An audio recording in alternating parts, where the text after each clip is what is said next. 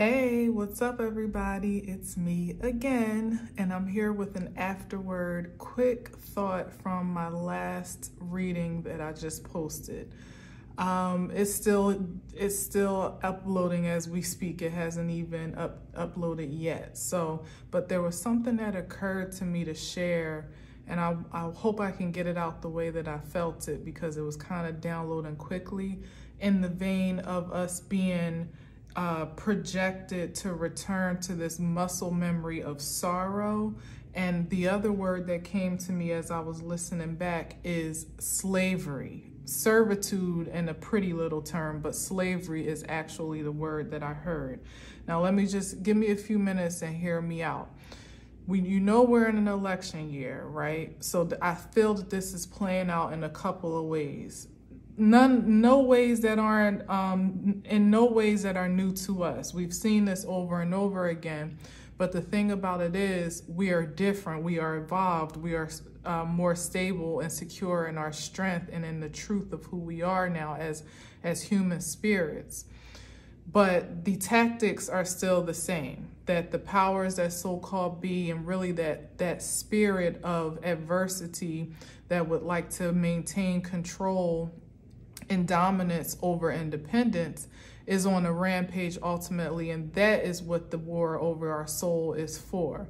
So how it's playing out now, consider the fact that we're literally in a power struggle between parties, between individuals, between the collective and the individual.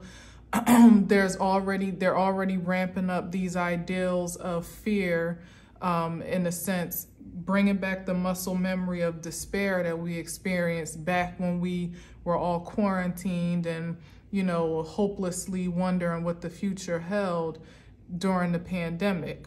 Now, it's no wonder, it's no surprise that now that energy is being drudged up again, because what does that do but play on our fears of our obsession with mortality, as I spoke about, and our fear of survival, that we might actually have to face being locked down again, or just making us fearful of even being in connection and communication freely with one another, because we still have the residue of that experience on our in our DNA. We haven't been too far removed from it in the first place. So nationally, not just nationally, globally, that's the energy that's being dredged up to put us in the fear mentality again about just being open and expressive and connected, communicative and fearless in our relation to one to another. That's one tactic that's being, trick that's being pulled out the bag again. But as I said, we've grown from that experience. There's been too much revelation about what truly occurred during that time, what was honest, what wasn't, what was factual, what was fiction, what was exaggerated information. We have the intel now. It's just a matter of whether or not you receive it, to know from that trial run of experience what to expect this time around, in a sense, and what to prepare for, and what to be reactionary against in holistic sense. So that's what I mean by not getting finessed by the macrocosms of these aggressions that are coming our way. Because remember, as I said, we're in an election year and people are in a struggle for the majority of power in the most practical sense. And those that the easiest way to it is through your heartstrings, through your emotional senses. If you can be incited to be impulsive, to be reactionary to the programming that we're used to, which is of fear, which is of scarcity, those lower vibrational natures, then that energy can be used by whomever has the ulterior motive to do so for some desirable outcome, to herd the masses into one direction or another, to vote for this one or vote for that one, the one that says they're for climate change, the one that says they're against, the one that's for some reinforcement of a mandate for a pandemic or global health crisis, the one that's not. You know, they're using us against one another, and ultimately siphoning our emotional intelligence to and fuel their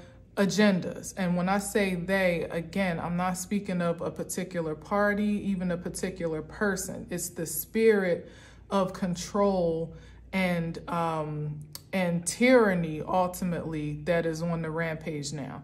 Second way that I was tuning into it, which is more exclusive, I wouldn't even say more exclusive, but I would say it's more directive to people of color, because this was another tactic that was used even during the pandemic, i.e. George Floyd, where they incite us to be furious and frustrated with the progression of race relations in the country. Remember, well, if you haven't watched my video, the link is in the description. I encourage that you do watch the last reading.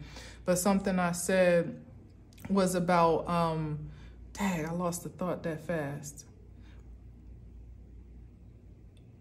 I lost the thought, but I know where I'm going in this, but there was an important thought I wanted to connect. But one way that it's also happening on a macro, but a more micro scale in a sense, is to incite this like civil war and with amongst the masses, this me against you, you against us, against them, we against they type of energy that was incited during the George Floyd situation. Now, I'm not, and the many other occurrences that happened. Now, I'm not saying that there's any disrespect to those lives that were lost, but what I'm saying is you got to keep your eyes peeled to the propaganda and what it's trying to incite in you energetically and emotionally to do. It's trying to almost, you know, create a zombie of rage out of you in a sense. And I see it flaring up again. It was done using the school systems and the shootings and things that were happening. That was an agenda there. And now I'm seeing the flare up again of these racially motivated shootings and such, where, you know, it incites a certain anger and fury in a certain people to be targeted, particularly people of color, Black people more specifically and exclusively. We are an emotional people. So as soon as they start shooting us for no reason, and I mean they, the spirit, not the race, but that race that's being used to be the offender, is like the, you know, it's like that fuse that goes off in us universally to get angry, to get resistant, to be furious, to want to do something, to want to fight back, to, you know, be in opposition to anyone that doesn't look like us. That is a trick of the enemy as well, because it disrupts our energy from being creative and it makes us destructive in a sense. As I said, it doesn't diminish the lives that have been lost and the legacies that they leave behind, but you got to be mindful as to how you're carrying on that legacy. Are you doing so in vain, perpetuating the same level of hate and resistance that's being used against you in the first place?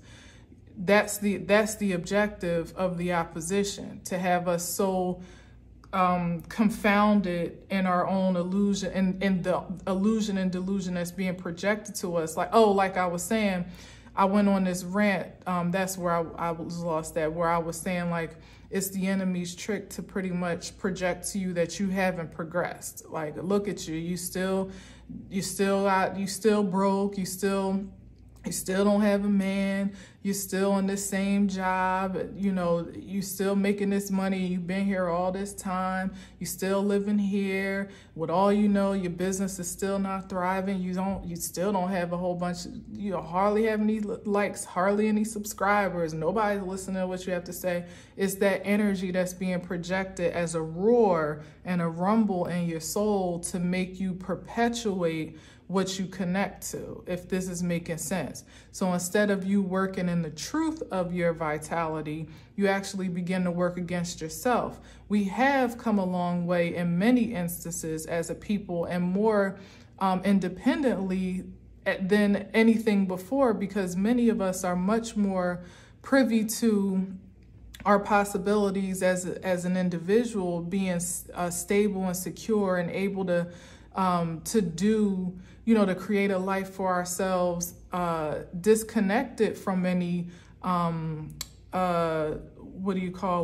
any spirit of,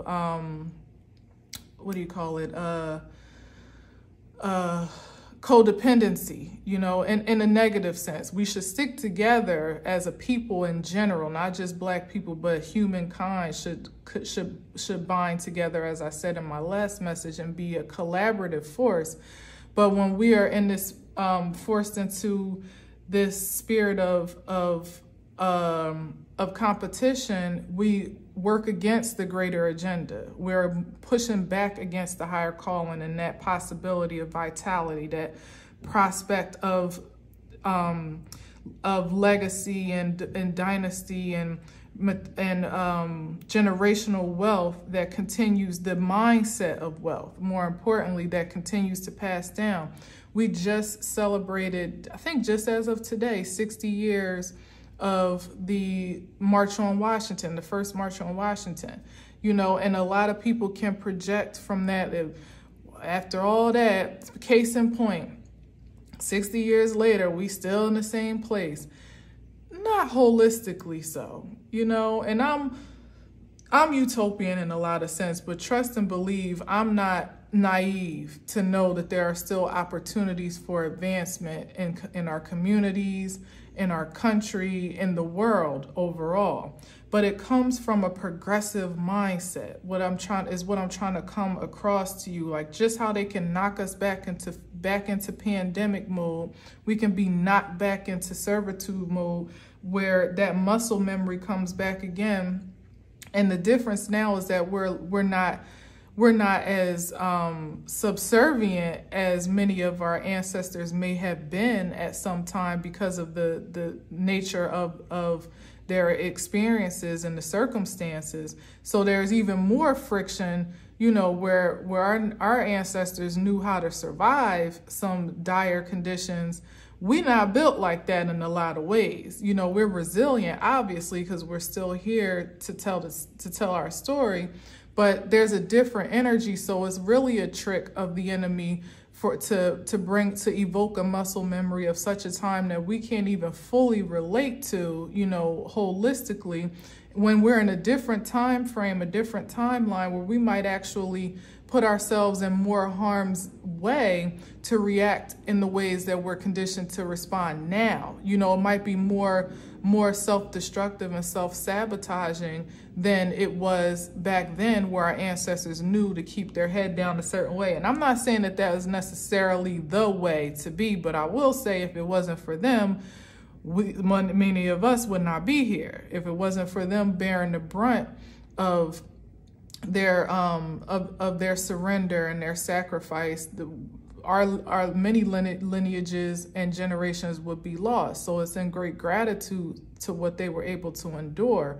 And that's the point of what I'm saying, that we not let any of it be in vain by falling short to this projection of poverty that's being imposed upon us, that's trying to influence our senses. Like as soon as a person of color gets shot by a white person or by a cop, or there's some racial discrepancy, that we get called to arms immediately, go grab our gun, go grab our hatchet, our sword, when ultimately we should be grabbing a seat and meditating on how we can create opportunities to not recreate the madness.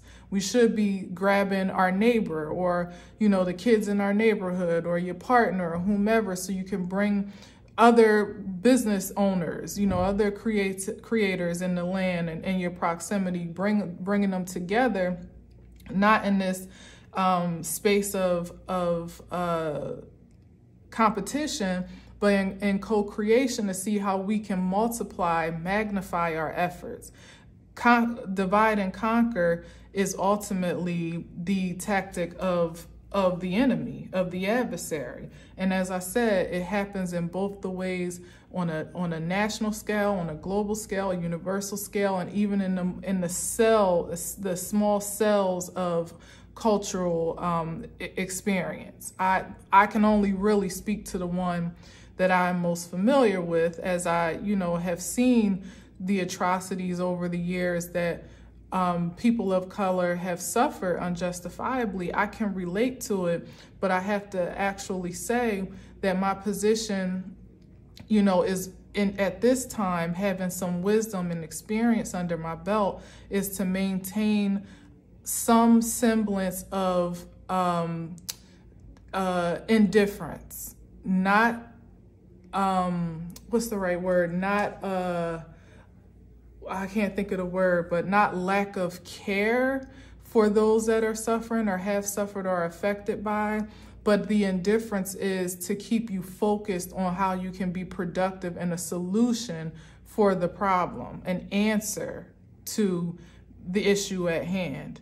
When you fall into that trap of being angry, of being furious, of wanting to go on attack mode and being resistant to everyone that doesn't look like you or everyone that looks like the enemy, and harboring these feelings of hate in your body and in the memory of your cells, it works against you more than it actually works for anything you could ever put your mind to. So that even if you are working in the so-called way of progress, there's still this undertone of hate that's supporting it, that's running through those veins. And so therefore it doesn't get to really make the impact that a vital, pure source could make with those intentions and actions in co-creation, because it's tainted by something that is more ego and pride based. Back to the, the reading that I did.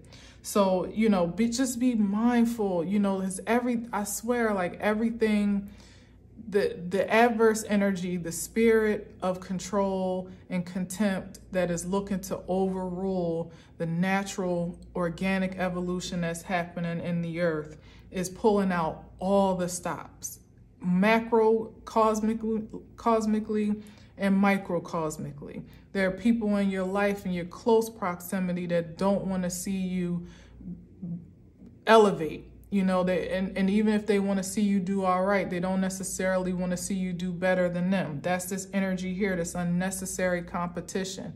You can't be reactive to that in a way of anger or bitterness, or even to be incited, as I said before, with this Knight of Wands, to try to prove anything to those individuals. You don't have anything to prove to anyone but yourself. You don't owe any energetic response to anything outside of you except for the sole source of all that you submit and surrender to as it applies. Any entity otherwise that's trying to evoke and invoke a certain emotional response from you is out of line and out of authority to do so. It doesn't matter what the emotion is, honestly. They're out of line, and they'll have to answer to that on their own accord. That's that self-destructive energy that I was talking about with the Seven of Wands here, that they're going to see that the people are way too evolved to subscribe to these old methods of madness, whether it be the pandemic, whether it be racial motivation, and maybe not everybody, because as I said, it's hard. I've said before that it's hard to get the masses on one accord because we're all bombarded by the same influences, and not everybody is necessarily equipped on their own accord to transcend it or ascend above it. But those of us that have been tried and tested, you've been tried in your own waking life, you've seen this play out multiple times, you've seen the effects of what anger brings, what hate projects, was birthed out of resistance to the natural order of life. You've seen it. We have the evidence for it. We have the intel.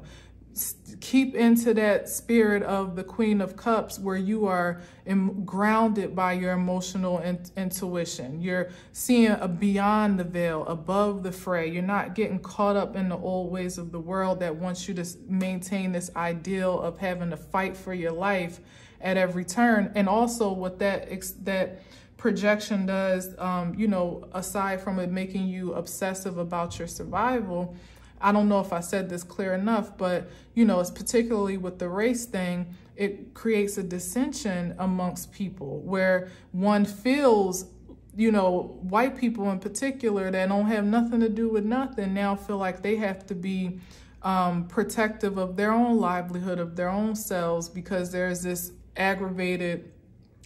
increase of aggravation unto them, some of which literally don't even carry that spirit, you know, or that intention in a sense. And then there's the adverse of that, which affects us as people of color and Black people, making us feel inferior again or subservient to another race. And of all the evolution that we have come through from the very times of when that was actually legal, slavery itself, it'll make you feel like you haven't really progressed anywhere and that you've just been spinning your wheels, and that everything that your ancestors that you know of had worked for, and you being now the carrier of the torch from this point on, it's like you'll feel worthless and useless, like your efforts are in vain, because the system will always be what the system is. But remember, the world card came out in this reading in the beginning. It was on the bottom of the deck when I first started up top. I can't remember exactly where, if it was the strength. No, it wasn't the strength. It was these cards here where the world is turning. As the world turns, so do we. As it ascends, we do also, if you're willing to do so. So don't fall into the trap of this old world order that's really just trying to regain your soul all over, to capture the essence of your soul and use it to fuel its own agenda. And it's easy to do, because it's easy for us to be emotionally manipulated, because you almost feel like if you aren't angry or you aren't upset or you aren't furious and frustrated by the things that you see happening day to day, then maybe something is wrong with you. But I'm here to tell you, indifference is the key, truly. And it doesn't mean that you don't care. It doesn't mean that you're not human. It doesn't mean that you're unaware. It means that you are focused. You're not allowing your emotions and your carnal natures to incite you to do anything unreasonable or feel anything that is unrighteous. Because the fact of the matter is, each incident is isolated unto itself, no matter how often it happens. That's one particular person, like the last shooting that just occurred, I think in Florida. That's one particular person that allowed his spirit to be overtaken by something diabolical and demonic. That doesn't account for the whole of the race, any more than a person of color doing something bad accounts for the whole of the race in that regard. It works both ways. It's not a double standard. So stay focused, and when I say be indifferent, it really just means be devoted to your most divine self and the agenda that's been set out before you. Don't get distracted by the BS, because if you can stay focused on your path, then you will be the answer. You will be the solution to the stress and to the problem that will persist if we don't stay focused in the first place, if that makes sense. I hope that it does. Yeah, because it's just this energy trying to impede, as I said, the evolution, and for us to be able to you know, every time we want to celebrate an accomplishment or some new elevation, here that vibration comes again, you know, trying to steal your joy. Don't let it steal your joy on any front. Treat every instance as an isolated one, and stay focused on what you can do to be a supreme solution in spirit and in truth. Okay, I hope that makes sense. Thank you for listening, and until next time, peace.